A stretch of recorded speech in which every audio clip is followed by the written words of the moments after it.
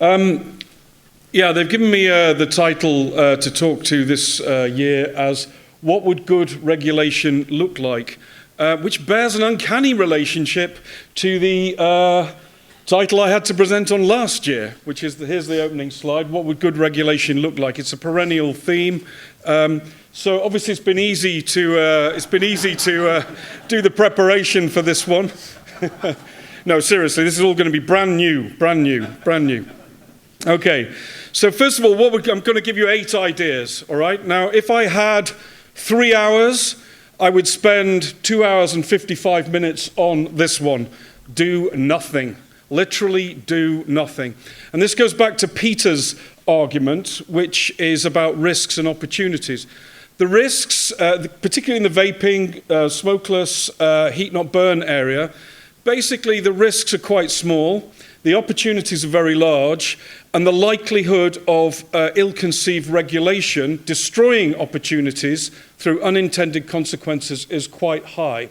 And almost no one who is designing this stuff in the European Commission, the British government, in the FDA, the WHO, has got any kind of grasp of unintended consequences. In other words, their scope to make things worse than they already are, and without and how their involvement can actually make things worse by effectively increasing smoking compared to what would otherwise happen. There are the examples of this are too numerous to go into, but we've got plenty of time for questions. I challenge the audience here to think of a single good piece of regulation in this area. There might be one or two, but if you can, let's try and think where the unintended consequences may lie and see if anyone can come up with a good piece of regulation. Here is the most ridiculous one of all. Everybody's highlighted the snus ban. Utterly stupid, absolutely unjustified in law, in science, in ethics, in every other possible way, but still introduced in 92, reaffirmed in 2001, reaffirmed again in 2014, against the weight of literally every other argument. Total unintended consequences, nothing but.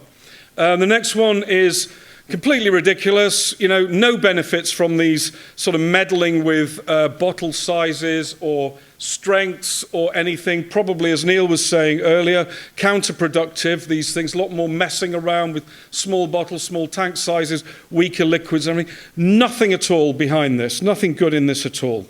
Okay, so people talk about banning flavors. Well, that will make the products less attractive to adults compared to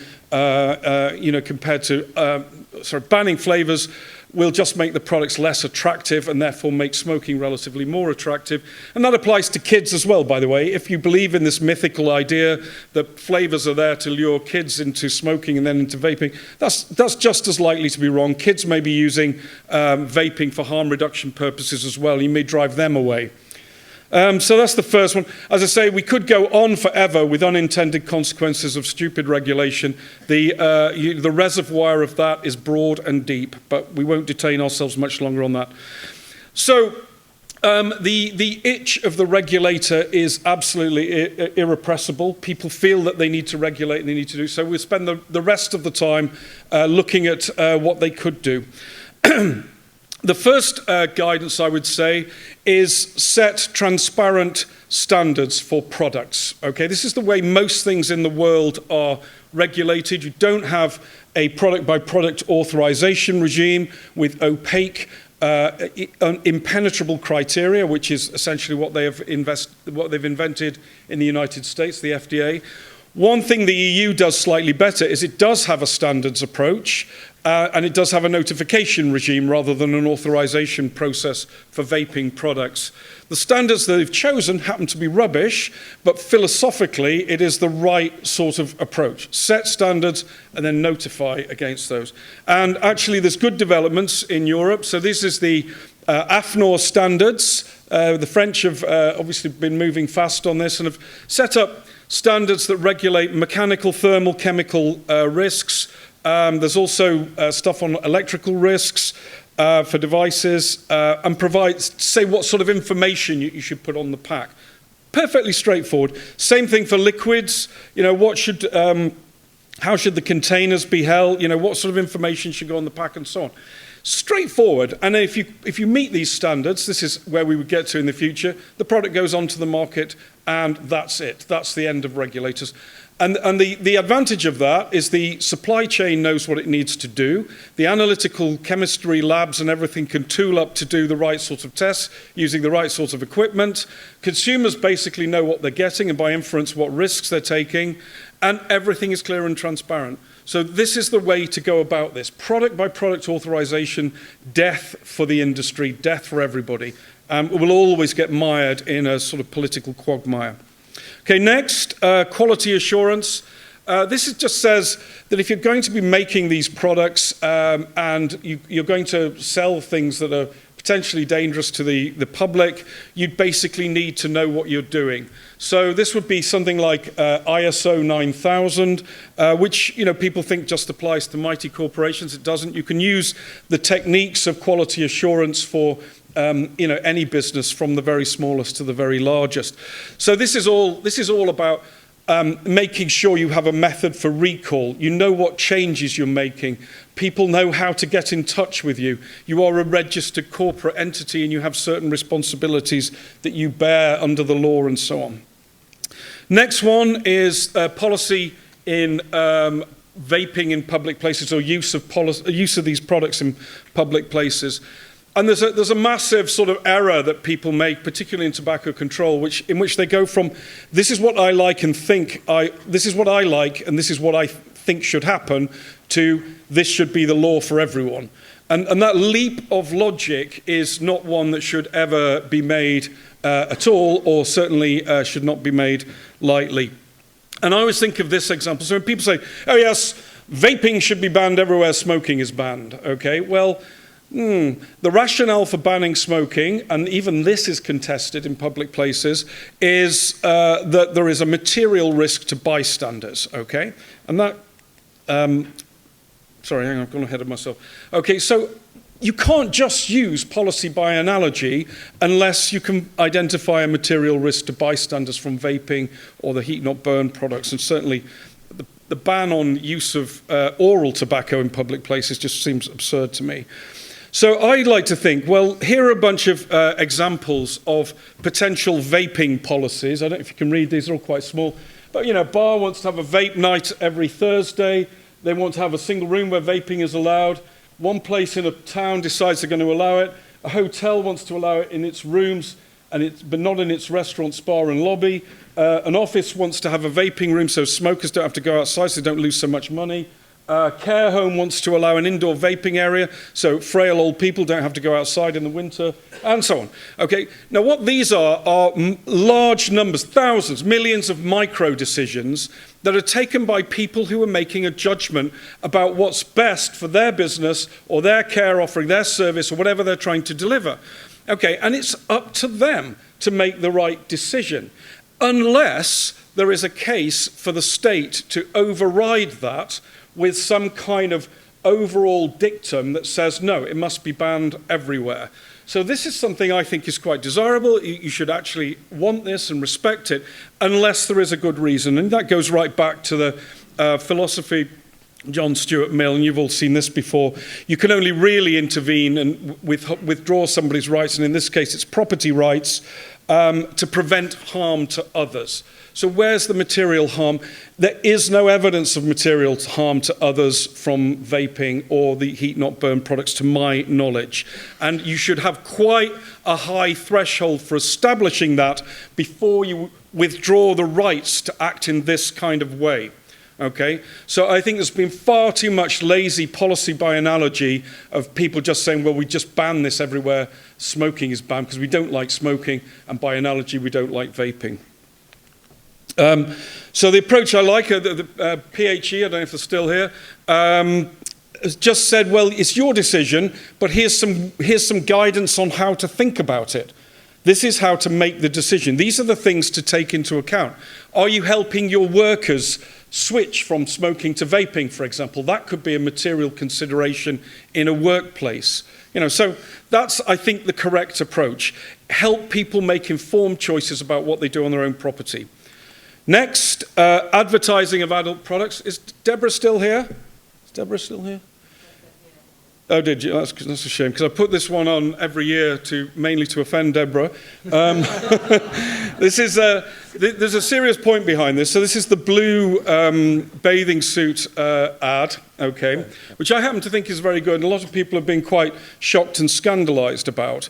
Okay, but if you're trying to reach, young men of a certain age and certain attitude, is that such a bad thing? Is that maybe actually making vaping cool and sexy compared to smoking? It's an edgy thing for us to deal with because we're kind of quite, disapproving of such things. Okay, so my view is advertising like that should be subject to the limits that are placed on any advert regarding taste and decency. And that's nothing specific to vaping or anything else. Is if that passes the normal rules on taste and decency, I'm fine with that. And I think that was published in a magazine for over 18s anyway. Okay? So, again, I think the do-nothing principle comes in here very strongly. You are trying to communicate brands, brand values, you're trying to communicate innovation. You put a block on that. You put a block on creating the buzz around these products. You're weakening the value proposition, and therefore, in terms of Eric Donny's downhill glide towards, from smoking to vaping, you're making that gradient less steep.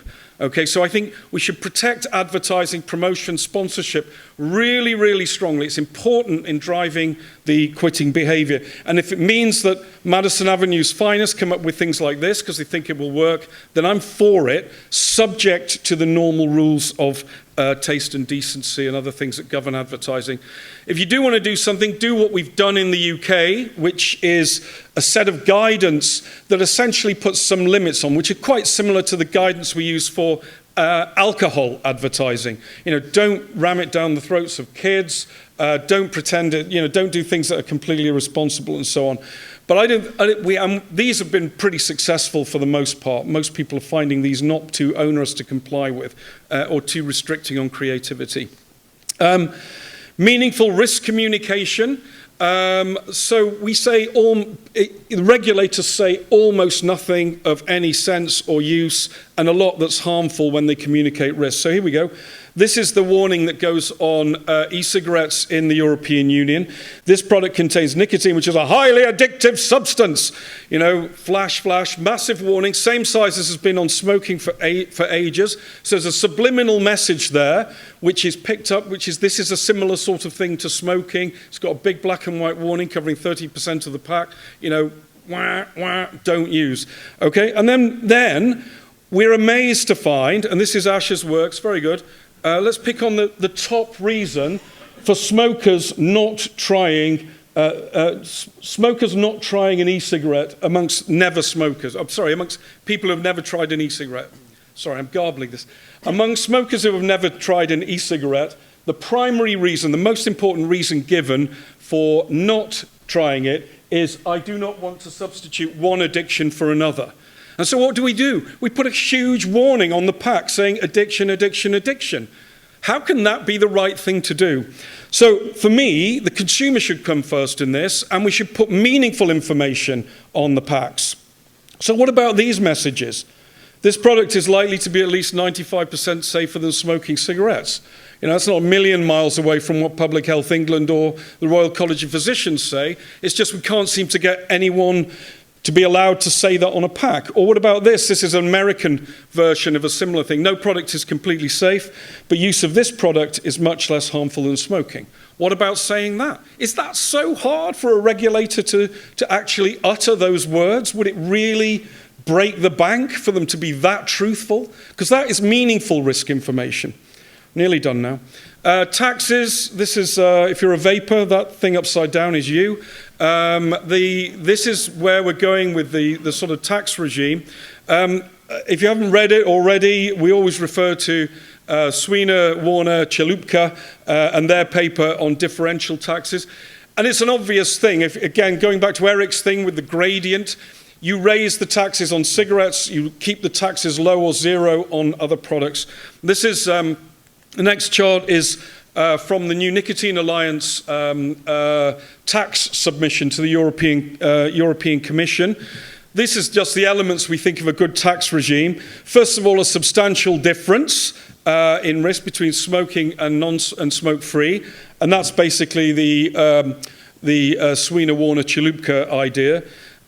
For all kinds of reasons to do with the practicality, diversity, fragmentation of the vaping market, the small firms involved, keep e-cigarette taxation at 0. Tax rates for all non-combustible products, and that's snus or heat not burn, should be low and not that far from 0. Keep maintaining, and potentially there's a strong case for 0 rating all smoke-free products on the basis that these have net benefit. These are beneficial. Narrow the range within smoking, because you don't want people necessarily switching from one smoking product to another. And then, and then that's it. That's it. So those are the main elements of that. And then finally, age restrictions. These are a very mixed bag, I think, because if you think that vaping products are, and it's an uncomfortable area, if you think vaping products are displacing smoking amongst young people, how does it help to limit their access to these products? Okay, and actually there's been 2 studies which have suggested that in places where age restrictions have been introduced for e-cigarettes, the rate of smoking has gone up, has been higher than it otherwise would have been. There's other studies that point in the other direction. It's not totally obvious that putting an age restriction on a harm reduction product, and we know that kids specify harm reduction as a reason why they want to use vaping products, is a good idea. However, I believe it is a license to operate issue. If you don't do this, then basically it's too difficult to explain to the public and politicians, so it has to be introduced, and you just have to rely on the traditional ingenuity of young people to get hold of these products in spite of what adult authority is telling them they mustn't do. That's my 8 things. That's the 8 things. I just want to end now with a summary. This is Rupert Murdoch, of all people. I don't normally quote him, but I think it's quite a good idea for regulation. Protect competition, create conditions for startups, and modernizing disruptors everywhere. I think it's not a bad idea. Not a bad idea, and I think that includes startups within established companies as well. And then finally, just what would good regulation look like? This literally is from my presentation last year. This is the same. Do nothing is superior to everything else that's been done so far. I can't think of anything that is superior to do nothing, but I'm happy to be corrected. Regulation is there to benefit consumers, not to please activists. Regulators should be haunted by the prospects of unintended consequences. I hope there's a big reckoning someday on the snus ban. We're talking hundreds of thousands, potentially, of lives have been lost on account of that, and nobody seems to be responsible. Regulation should focus on the disease risk, not ideological things or, drug prohibition or whatever, disapproval of, people vaping or things like that. They should focus on disease. Promote informed choice instead of limiting it or obscuring it, and it should be proportionate. Justifiable standards can help shape the market, and that's true for e-cigarettes, it's true for snus, it's also true, I hope it will become true for heat not burn. They need to think of what the standard should be. And then finally, regulators, for the most part, should get out of the way. The market is working. There has been a market-based, government-free effect here, which is strong on harm reduction. No taxpayers have been harmed in the course of it. No real public health involvement has been required. It's been working in the market, and that's a damn good and rare thing, and we should not try and get in the way of that. We should try and enhance it. We should try and make it even work better. Thank you.